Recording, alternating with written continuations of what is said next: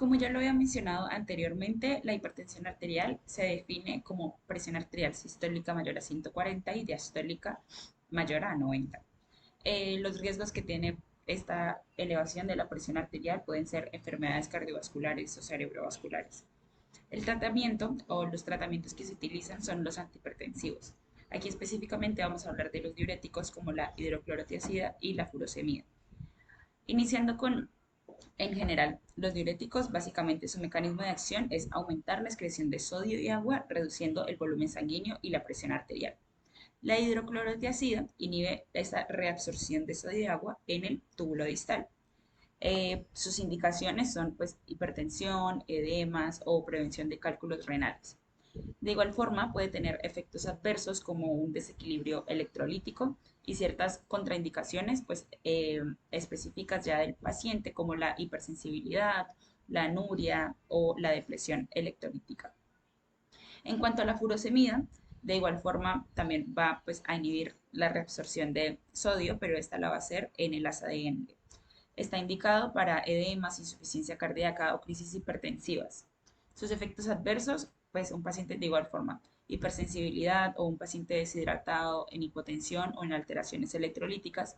Y está contraindicado en hipovolemia, hipopotasemia e insuficiencia renal.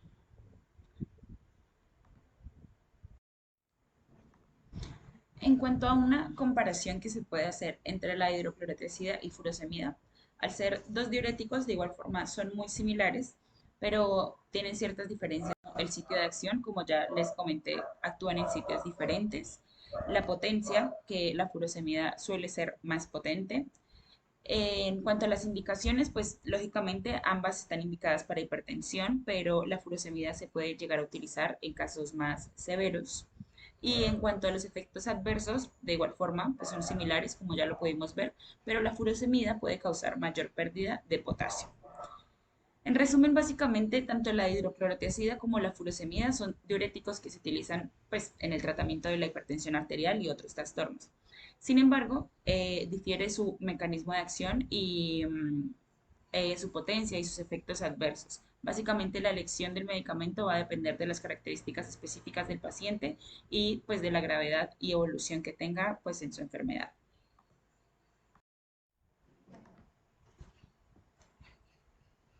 Nuestra pregunta va dirigida específicamente pues, en pacientes con hipertensión y es esta.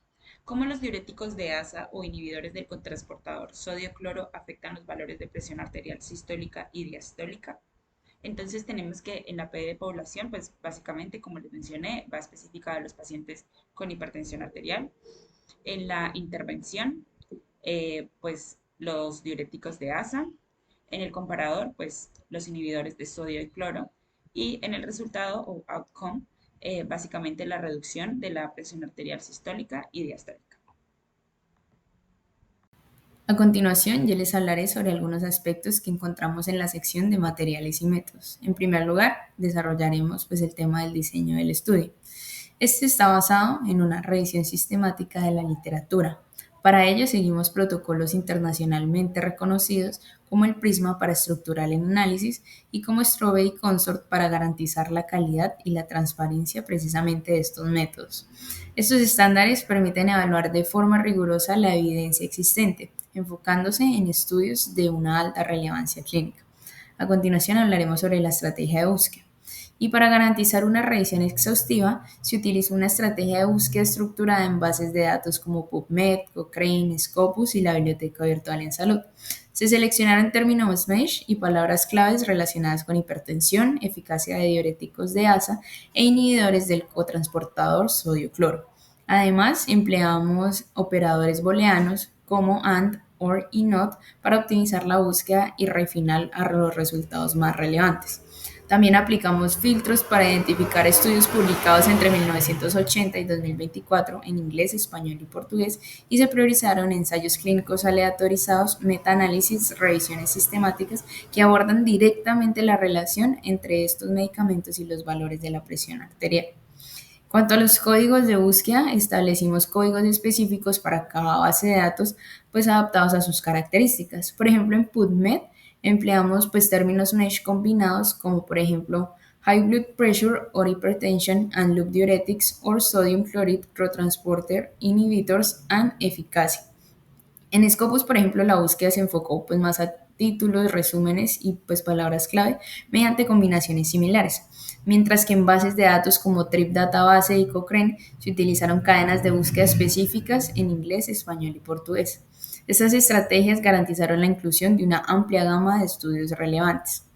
Ahora hablando ya en cuanto a criterios de inclusión y exclusión, pues para seleccionar los estudios definimos pues unos criterios claros. En cuanto a los criterios de inclusión, escogimos pues estudios publicados entre 1980 y 2024, una población objetivo que fueran pacientes con hipertensión bajo manejo ambulatorio, que estudiaran en idiomas como español, inglés y portugués, y los tipos de estudios idealmente ensayos clínicos aleatorizados, revisiones sistemáticas y observacionales. Y en cuanto a criterios de exclusión, pues estudios con datos insuficientes o metodología de baja calidad, publicaciones sin resultados claros o irrelevantes para los objetivos del análisis y aquellos con alto riesgo de sesgo evaluados mediante herramientas específicas.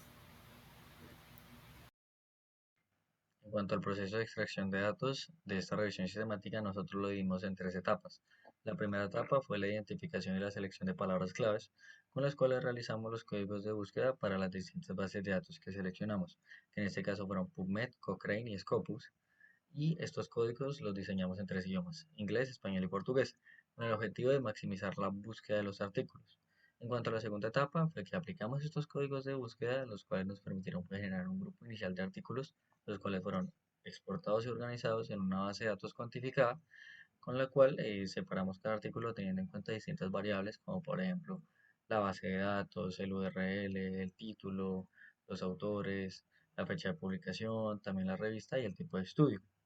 Y la tercera etapa fue que nosotros manualmente digitamos estas variables, los cuales nos ayudan básicamente a identificar la precisión de la base de datos. Evaluar la calidad metodológica y evaluar el riesgo de sesgo realmente es algo muy importante para evitar una confusión al final del estudio, al momento de los resultados. Entonces, lo que nosotros realizamos primero fue identificar si habían artículos duplicados. Segundo, pues lo que hicimos fue identificar el índice H, identificamos el cuartil de revista y también identificamos el impacto de cada uno de los autores. También nosotros aplicamos distintas escalas, que fue la escala de Strobe, la escala de Prisma, la escala de Consor, por ejemplo. Estas lo que nos hicieron fue permitirnos identificar la calidad de los artículos, teniendo en cuenta si eran revisiones sistemáticas, si eran estudios aleatorizados, por ejemplo. Y estas lo que hacían es que nos daban, por ejemplo, nos implementaban unas características, nosotros teníamos que determinar si cumplían o no. También una forma de evaluar la calidad metodológica y evaluar el riesgo de sesgos fue implementar el ROC2 para ensayos aleatorizados y el ROBINS para las revisiones sistemáticas. Nosotros las aplicamos, más adelante vamos a verlas en análisis estadístico y en resultados. Y debemos tener en cuenta que el control de todas estas variables para analizar la calidad metodológica fueron demasiado importantes para proceder a un correcto resultado. En cuanto al análisis estadístico, primero utilizamos la herramienta RUB2, que la utilizamos para los ensayos aleatorizados, que teniendo en cuenta los últimos artículos que nos quedaron, fueron tres artículos, de los cuales con ayuda de esta herramienta seleccionamos dos. Posteriormente utilizamos la herramienta Robbins para artículos observacionales, de los cuales lo utilizamos con 5 artículos, de los cuales nos quedaron 3. Continuando con el análisis estadístico, en el diagrama podemos evidenciar primero las bases de datos en las cuales pues, nosotros sacamos los artículos.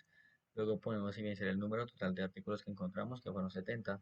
Los artículos excluidos por ser duplicados, que fueron 0. Los excluidos por filtro de revista, que fueron 13. Los excluidos por filtro de título, que fueron 29. Los excluidos por filtro de autor, que fueron 3. Los excluidos por análisis de cumplimiento, que fueron 15. Y los estudios que elegimos, los que quedaron, fueron 10 estudios, 3 aleatorizados, 7 observacionales, en los cuales, pues como ya les expliqué, utilizamos las dos herramientas y nos ayuda a identificar cuáles fueron los artículos finales. En cuanto a los resultados, finalmente obtuvimos 4 artículos, El primer artículo es furosemida para la recuperación acelerada de la presión arterial postparto en mujeres con un trastorno hipertensivo del embarazo. Este fue un ensayo controlado y aleatorizado. Y este ensayo lo que nos determina es que la furosemida, que es un diurético de asa, fue efectivo para reducir la hipertensión en estos pacientes. Y básicamente lo que hizo fue destacar el uso potencial de este grupo farmacológico específicamente para estos casos. Entonces, fue algo que realmente era lo que buscábamos en nuestro estudio. El segundo artículo es un estudio piloto comparando la furosemida con la hidroclorotiazida en pacientes que tenían hipertensión y estaban en estadio 4 o 5 de insuficiencia renal crónica. Este estudio demostró que tanto la furosemida como la hidroclorotiazida, esos dos diuréticos, son efectivos para la reducción de la presión arterial en pacientes tanto hipertensivos como en pacientes hipertensivos con enfermedad renal crónica avanzada. Entonces también nos sugirió tal vez la combinación de estos dos fármacos, pero tenían un aumento de riesgos adversos. Entonces realmente también nos ayuda a evidenciar si realmente puede servir para el estudio, porque básicamente cumple con el objetivo, pero también nos ayuda a evidenciar los distintos efectos adversos que podríamos generar con estos fármacos. El tercero es hipocalemia asociado a hidroclorotiazida en el tratamiento de hipertensión, que básicamente el artículo no detallaba como tal unos efectos directos sobre la presión arterial tanto sistólica como diastólica, pero sin embargo subraya la necesidad tanto de monitorear como generar los efectos secundarios de los diuréticos en la hipertensión. Entonces también cumple con lo que buscábamos porque nos ayuda a establecer cuál es el manejo óptimo para la hipertensión, basándonos en que debemos seguir y monitorear los efectos adversos. Y el cuarto artículo es el efecto del sistema renina-angiotensina en pacientes con tratamiento de cáncer. El estudio básicamente menciona los distintos mecanismos fisiológicos relacionados con el sistema renina-angiotensina-aldosterona y el efecto de los calcioantagonistas y estos cómo pueden influir en la hipertensión. Esto pues es relevante porque los diuréticos de asa actúan por mecanismos diferentes a por ejemplo los diuréticos diacídicos. Entonces realmente se ven involucrados en este artículo es porque participan también por ejemplo en el sistema renina-angiotensina-aldosterona y eso fue algo vital para el estudio. Bueno, ahora hablando propiamente de la discusión, en la investigación, lo que hicimos fue una búsqueda exhaustiva de todas las fuentes bibliográficas que nos permitieran información sobre la hidroclorotiazida y la furosemida. Identificamos 70 artículos de diferentes bases de datos como lo son PubMed, Cochrane, la biblioteca virtual, entre otras, como Scopus. ¿Qué hicimos con esto? Hicimos un proceso de selección porque de los 70 ocurrió que había muchos que estaban repetidos por alguno de mis compañeros o también ocurrió que eran realmente artículos que no nos servían para el propósito de nuestra investigación. Entonces, en la búsqueda de leer y conocer cada artículo y saber de qué trataba y ver si realmente era nuestra población de interés, por decirlo así, pues pudimos hacer el estudio y seleccionar los estudios. Entonces, de estos 70 quedaron 10 potencialmente elegibles y de estos 10 elegimos un ensayo clínico aleatorio, el cual evaluamos mediante la herramienta ROD2, que básicamente lo que permite es revisar el riesgo de sesgo en los estudios aleatorios. Y dejamos también 3 estudios observacionales que evaluamos con Robbins E, que básicamente nos permite detectar el sesgo en los estudios no aleatorios. Las conclusiones más importantes. Primero, el estudio nos confirma que ambos agentes tienen roles muy bien definidos dentro de la terapia antihipertensiva. Cada uno tiene su lugar de acción, cada uno representa su beneficio para la población que esté prescrito el medicamento. Sus efectos adversos y contraindicaciones se deben considerar y revisar en cada paciente al que se ha enviado, porque un paciente es una persona individual y necesita considerarse todo en él. Pero también gracias al número reducido de estudios, se limitó la capacidad de generalizar lo que se encontraba en cada estudio. Excluimos muchos artículos y esto nos permitió mantener el rigor en muchos aspectos de la investigación. Entonces, deja una evidencia muy fuerte de que ambos tipos de diuréticos son efectivos en la reducción de la presión arterial. Ambos tienen sus beneficios, como ya dijimos, considerando los efectos adversos y las contraindicaciones. Pero Su aplicabilidad varía según el contexto clínico de cada paciente. Habrá pacientes que necesitarán furosemida, habrá pacientes que necesitarán hidrofluorotiazida. Eso ya depende del concepto de cada médico. Y la furosemida es particularmente útil en las condiciones agudas.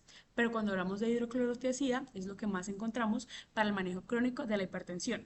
Ahora hablemos de Próspero. ¿Qué hicimos con Próspero? Nosotros escogimos un protocolo de referencia que se llama Tratamiento Farmacológico Óptimo de las Urgencias Hipertensivas en los Servicios de Urgencias. Esta es una revisión sistemática de los estudios publicados y esto es un Próspero 2017. ¿Qué nos ofrece esto? Básicamente lo que nos ofrece es el motivo de la revisión. El archivo trata sobre la revisión sistemática de todo lo que nosotros ya hicimos y compara los diuréticos tiazidos, la hidroclorotiazida, con los diuréticos de asa, la furosemida, en el control de la hipertensión. Este fue el archivo y el protocolo de referencia para todo lo que ya les hablamos anteriormente. Esperamos que nuestra investigación les haya dejado algo muy interesante en su carrera como médicos, les haya explicado algo que sea relevante para su vida en general y nada, si tienen alguna pregunta estamos súper atentos a responderla.